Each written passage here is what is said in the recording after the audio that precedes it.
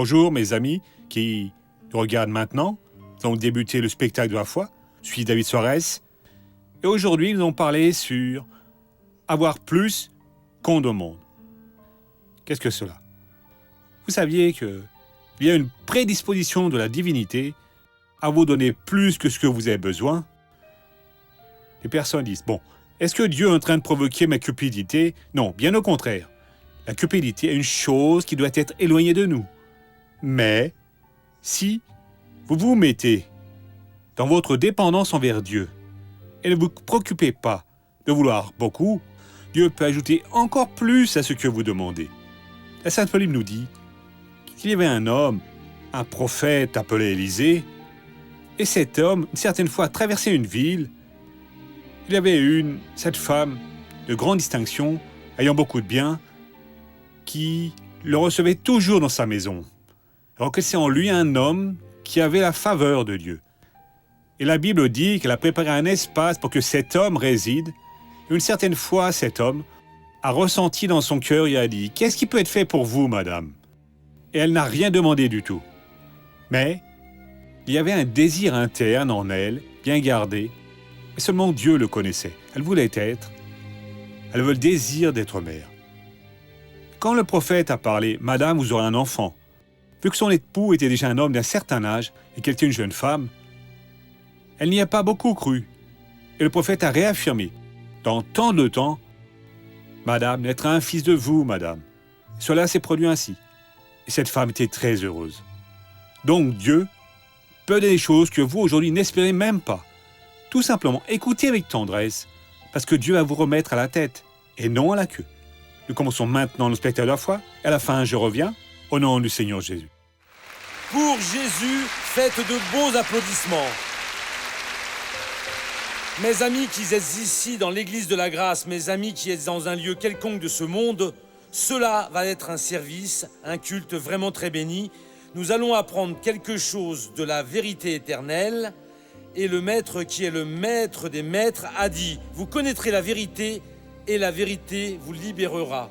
Et donc nous avons maintenant cette opportunité d'en apprendre un peu plus sur la parole, qui ne faillit pas, qui guérit, qui libère, et qui, vous pouvez être sûr, va opérer ici aujourd'hui. Je suis dans une série, et celle-ci est la seconde semaine où l'on parle de choses que Dieu n'approuve pas. Les gens qui font ce qui n'est pas bon aux yeux de Dieu. Et nous, au dernier culte, nous étions au Juge, au chapitre 2, qui est une chose très sérieuse. Les enfants d'Israël étaient sur le point d'entrer sur la terre de la promesse.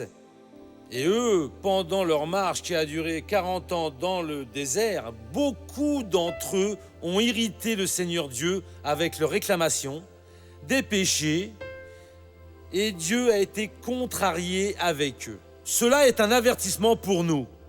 Il y a des gens qui sont de Dieu, qui aimeraient connaître mieux Dieu, mais qui sont négligents dans le zèle, et ils sont en train de se compromettre avec certaines choses. Le sujet a été si sérieux que le propre ange du Seigneur, qui est Jésus avant son incarnation, est venu et a donné une nouvelle qui n'a pas été bonne pour eux. Allons lire le texte que nous avons déjà vu au culte antérieur, au Juge, le chapitre 2. Le messager du Seigneur monta du Gilgal à Bokim et dit « Je vous ai fait monter d'Égypte et je vous ai fait entrer dans le pays que j'avais promis par serment à vos pères. J'ai dit, jamais je ne romprai mon alliance avec vous. Ce sont 3 choses importantes. J'ai promis de vous sortir de l'esclavage, je l'ai fait. Je vous ai fait venir jusque la terre que j'avais promise. Et j'ai accompli cela. Et jamais je ne romprai ou ne renoncerai à mon alliance. Cet accord ici est une alliance. Ainsi, quelque chose de sérieux va venir ici. Nous devons avoir du bon sens, parce que le diable n'est pas satisfait du fait que maintenant nous pouvons marcher dans la lumière. Et il va apporter des occasions, il va faire des choses que la personne n'imagine même pas que c'est lui, pour nous ôter de la présence de Dieu. Depuis cette tentation pour commettre quelque chose de mauvais, jusqu'à cette vanité qui prend compte de quelques personnes et elle se voit déjà importante, indispensable pour Dieu et qu'il n'y aura pas de problème si elles font quelque chose. Car en fin de compte, Dieu est bon. Elles ont pensé comme cela. En vérité, toutes les fois qui ont recherché Dieu, le Seigneur Dieu les a aidées. Mais maintenant vient l'exigence de Dieu. C'est pas proprement une exigence. Il est venu une information qui a été une très mauvaise nouvelle pour eux. Quant à vous, vous ne conclurez pas d'alliance pour les habitants de ce pays, vous démolirez leurs autels. Mais vous ne m'avez pas écouté. Pourquoi avez-vous fait cela ? Démolir les autels, ça ne veut pas dire que vous devez aller dans le temple des autres et tout casser là. Ce n'est rien de cela. Cet acte physique, ce n'est pas correct de faire cela. Mais dans vos yeux, vous allez démolir ces autels parce qu'ils servent ce genre de choses par peur. Ils ne sont pas bénis, mais ils sont rendus esclaves. Et le pire, c'est que les chrétiens, au lieu de démolir ces autels dans leur vision, parce que là n'est rien, et regarder vers Jésus, ils sont en train de regarder vers ces choses, mais avec la peur de ce qui peut arriver demain, la peur de ce que l'ennemi peut faire, et des fois en répondant aux tentations qui, entre guillemets, sont de Dieu, des forces spirituelles qui veulent nous tirer du bon chemin et vous mettre sur le chemin du péché. L'ange a dit, je vous ai déclaré ceci et vous n'avez pas écouté ma voix. Celui qui n'écoute pas la voix de Dieu, ne pensez pas que Dieu est un idiot ou qu'il est déjà bien vieux. Ah, ce n'est rien, non, laissez. Non, Dieu c'est la justice, il le sera toujours et grâce à Dieu qu'il l'est. Les lois de Dieu sont fixes, inflexibles. Elles doivent être suivies à la lettre. Ça ne sert à rien si une personne est très utilisée par Dieu et qu'elle décide maintenant de commettre ce qui est une faute. Elle va payer le prix. La Bible dit que toute sa vie, la personne peut avoir pratiqué la justice. Si à la fin de sa vie, elle se décide à devenir injuste, à pécher, elle va mourir dans son péché. Comme le pécheur peut passer toute sa vie faisant ce qui est mal, mais un jour qu'il s'est réveillé, il s'est converti. Le passé ne compte pas, ni d'un côté ni de l'autre. Ah non, missionnaire, je possède un crédit devant Dieu. Quand nous cessons de faire le mal, c'est Dieu qui a du crédit. Parce que c'est lui qui est en train de nous sortir d'un terrible pétrin. Ce n'est pas que maintenant nous sommes en train de faire une faveur à Dieu. Alors l'ange a dit ici, « Pourquoi avez-vous fait cela ?» Vient maintenant la réponse dans le verset 3. J'ai dit alors, « Je ne les chasserai pas devant vous. Ils seront à vos côtés et leurs dieux seront un piège pour vous. Voici 3 choses que je vais vous dire. 3 choses. Dieu allait donner toute cette terre pour eux, et il n'y aurait aucun ennemi présent pour les perturber. Mais ils n'ont pas été sages. Le résultat, Dieu allait donner la terre, mais tous n'allaient pas être expulsés du lieu. Ils resteraient là avec eux, et dans leurs deux, en les piquant, et leur Dieu serait un piège. Quand ça ne devait pas être ainsi, mon frère, réveillez-vous. Dieu ne veut pas juste améliorer votre salaire, vous donner une petite maison, un petit peu d'air pour que vous respiriez. Dieu veut vous retirer complètement de la saleté qu'il y a dans ce monde, des mauvaises choses, pour faire de vous une toute nouvelle créature, une personne qui réellement va dire « Dieu, ça a servi. Merci Dieu. Pourquoi ?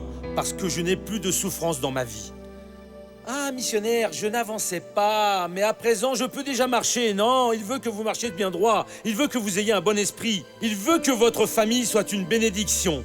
Mais la personne continue à jouer, la personne continue d'abuser, la personne reste à pécher. Et il dit, c'est bien, à présent, j'ai pris la décision.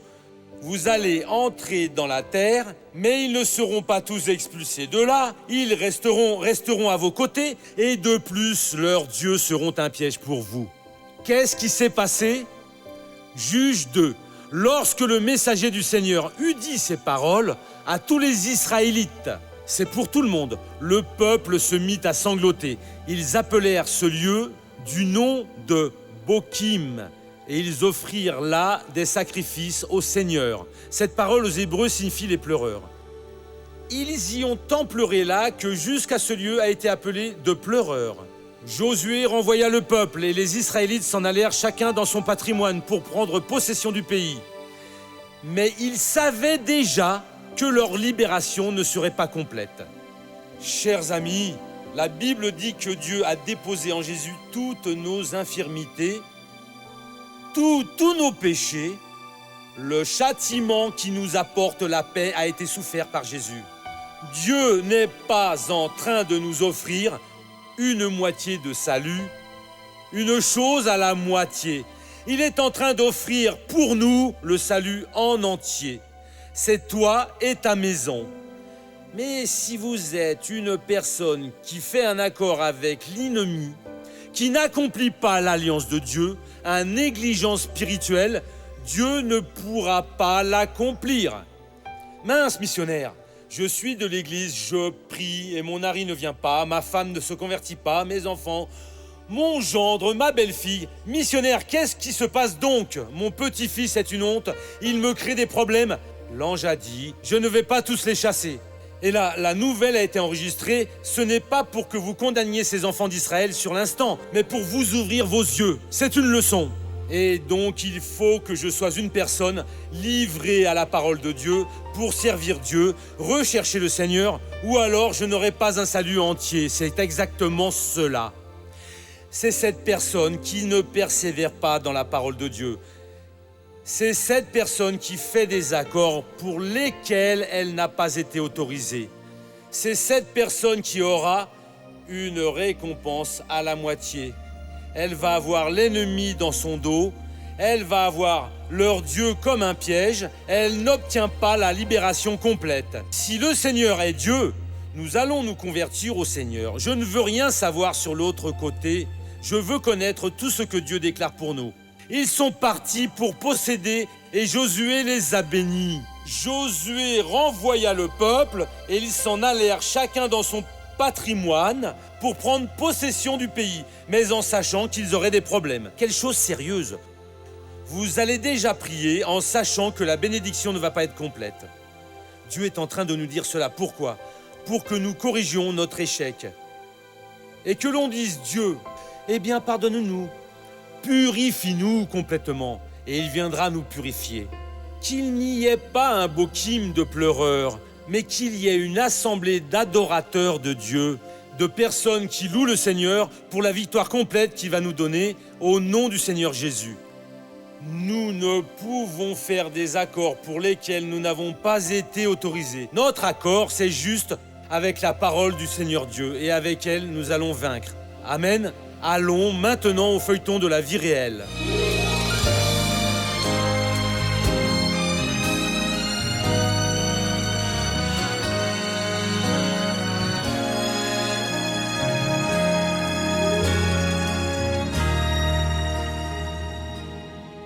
J'étais une personne du monde et je vivais ayant des relations extra-conjugales. J'économisais pour boire et après je jouais au football.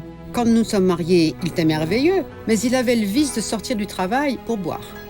Jouer au ballon et aussi pour draguer les collègues de travail qui tournaient toujours autour de lui.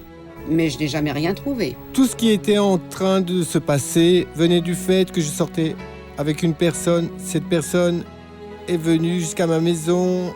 Elle est venue un dimanche, elle, son mari et 2 autres personnes.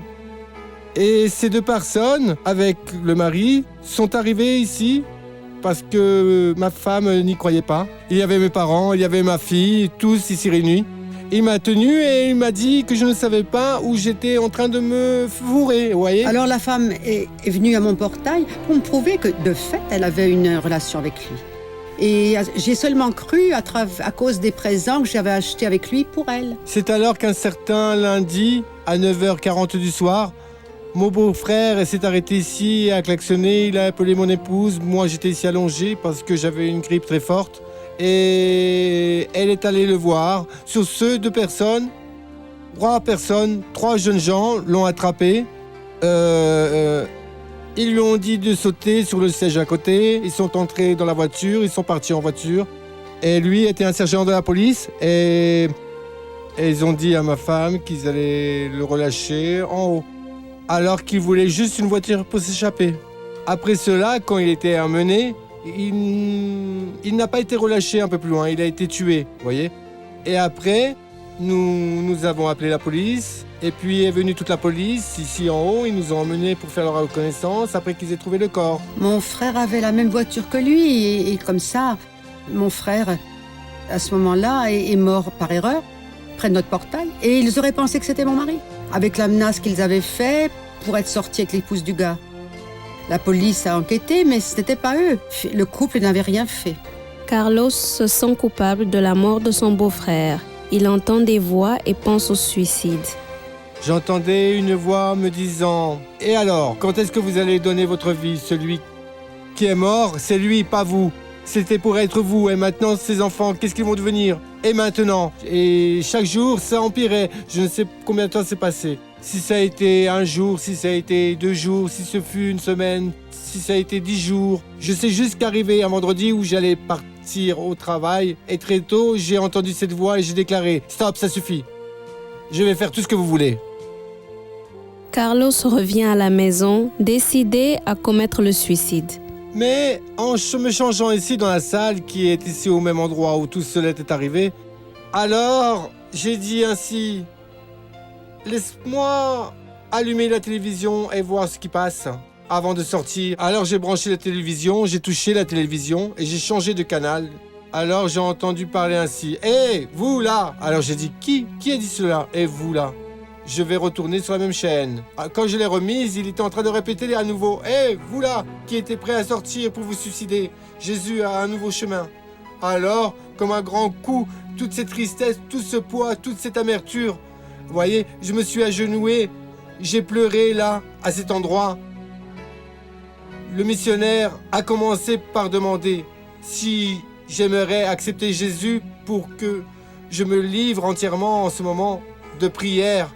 Et sur ce, j'ai commencé à participer tous les samedis, allant au culte, et avec cela, j'ai eu la libération de la boisson. Il s'est transformé. Il ne fume plus, il ne se dispute plus dans la rue. Il a cessé de boire. J'ai été baptisé, je recherche, car même que je sois ici, je suis en train de penser à l'heure d'aller à l'église, oui, et je recherche dans l'entreprise où je travaille, je donne la parole très tôt le matin. Je cherche à parler de Jésus aux autres personnes dans la rue.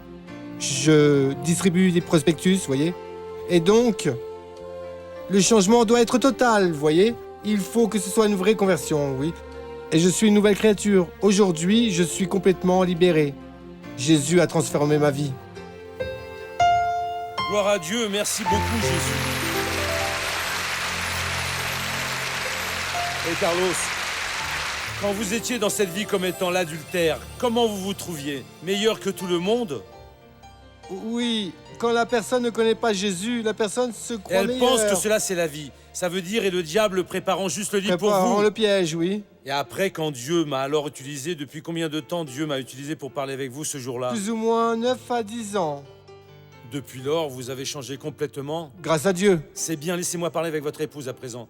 Il a vraiment changé, ma sœur? Grâce à Dieu, pour le meilleur. Ça veut dire qu'ils sont arrivés jusqu'à votre maison et cela a été? Oui, je ne l'ai pas mis dehors juste parce que Dieu restait vraiment sur mon chemin. Parce que sinon, Quelle chose sérieuse, ça veut dire le diable prépare le piège et après il veut en finir avec tout le monde. Mais Oui. depuis ce jour, l'homme a changé. grâce à Dieu. Amen. Et la famille, qui est-ce qui est venu avec Il y a vous? ma fille, ma belle-mère, ma belle-sœur et les personnes qui allaient à l'église avec lui. Jésus, merci beaucoup, gloire à Dieu. Nous allons maintenant à la première question. Quel est le nom de votre livre de chevet? Je ne sais même pas si j'ai une table de chevet, mince alors. Je vis seulement en voyageant chaque jour dans un lieu et je l'aime beaucoup, c'est la Sainte Bible. Et il y a des livres que je lis, mais où j'aime beaucoup passer mon temps. C'est dans la parole de Dieu. C'est là que je me rénove et j'y prends les messages que Dieu veut que je reçoive. Maintenant, je sais que le livre, c'est le livre préféré, oui. Et donc, c'est la Sainte Bible. Deuxième question. J'aimerais bien savoir si le croyant a le droit de boire un petit peu de bière. Cette affaire, c'est dans la quantité, oui mes amis. Est-ce qu'il peut commettre un petit peu d'adultère? Il peut aussi voler un peu. La Bible dit « Soyez saints parce que je suis saint » et une abîme en attire un autre. Vous commencez à prendre un petit verre de vin socialement et un peu de temps, vous allez être tout contaminé. Mais ça manque, on ne manque de rien du tout. Je vous le garantis, ça ne manque pas. Et allons maintenant à ouvrir son cœur.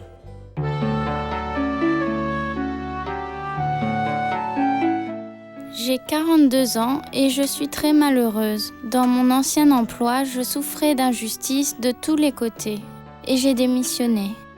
Aujourd'hui, j'ai beaucoup de dettes et je ne trouve pas de travail pour les payer. En plus de cela, mon autre frustration, c'est de ne pas parvenir à me marier. Au début, dans mes relations, tout va bien. Mais après, ça va de travers et elle termine.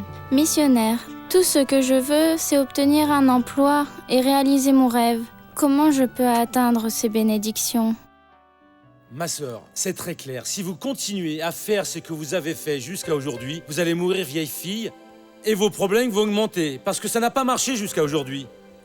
Cela semble ainsi que tout le monde doit s'arrêter et penser « Attendez un peu, tout va de travers. Je prie et Dieu ne me répond pas. Ainsi, il faut que je change ce genre de prière. Où il faut examiner pour voir s'il n'y a pas quelque chose qui s'interpose entre vous et Dieu, un isolant spirituel. Ainsi, ça ne mène à rien. Vous priez, vous pleurez, vous vous démenez, vous êtes désespéré, vous demandez et Dieu ne répond pas. Mais pourquoi est-ce que Dieu ne me répond pas ? Pour le simple et unique fait que vous n'êtes pas bien spirituellement. Nous devons stopper et regarder. Est-ce que j'ai fait la chose correcte ? Ma confiance m'accuse. Ah missionnaire, mais il y a tant de choses à faire, pas besoin de ça, non ? Tout ce pourquoi la conscience dit non, vous pouvez le laisser de côté. Qu'est-ce que j'ai besoin de faire ? Faire de tout ce que la parole de Dieu demande de faire, ce qui est correct devant les yeux du Seigneur. En faisant ce qui est correct aux yeux du Seigneur, vous allez avoir du succès dans la vie. Mais laissant cela pour plus tard, alors vient la souffrance. Cela est valable pour tous les chrétiens, mes amis. Il y a des gens qui sont dans l'église pour réchauffer le banc, depuis le jour que je suis allé à la première fois à l'église, il y a 56 ans de cela. La personne s'est assise là, et jusqu'à aujourd'hui, elle n'obtient rien de Dieu. Et pourquoi elle n'obtient rien du tout ? Parce qu'elle ne prête pas l'oreille à la parole de Dieu. C'est quoi prêter l'oreille ? C'est apprendre et pratiquer. Et donc je vais être de cette manière. Et des fois, la parole vient nous montrant la faute que nous sommes en train de commettre. Non, mais ce n'est pas bien ainsi. Non, Dieu, ça l'est vraiment. Parle Seigneur au nom de Jésus. Et Dieu parle comme il a parlé ici aujourd'hui. Aujourd'hui, la parole a été très forte. Laissez-moi bénir toutes les personnes qui sont maintenant dans leur foyer au nom du Seigneur Jésus. Père, je viens à toi. Cette émission, ce culte a été vraiment très spécial. Les personnes ont entendu ta parole. Elles ont appris, ô Dieu. Le Seigneur dit que le Seigneur a libéré tant de gens. Aujourd'hui, de la tristesse, du ressentiment, de la rancœur, de la haine, de l'amertume, vraiment, ô Dieu, de la dépression. Mais Dieu, il y a d'autres cas aussi, et les personnes sont en prière. Et je te prie, Dieu, réponds à ces personnes. Père, mets donc, je te prie, un point final à la souffrance.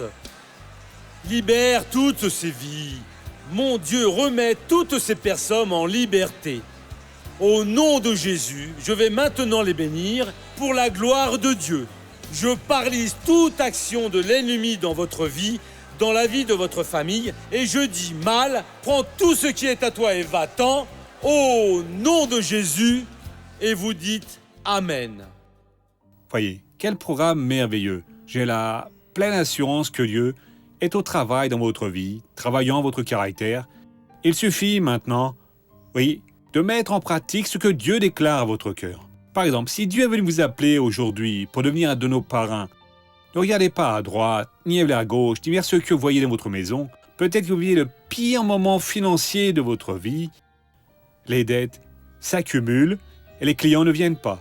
Que devez-vous faire ? Dieu, le Seigneur a déposé ce désir en moi. Le Seigneur va prendre en charge ma vie et mes finances.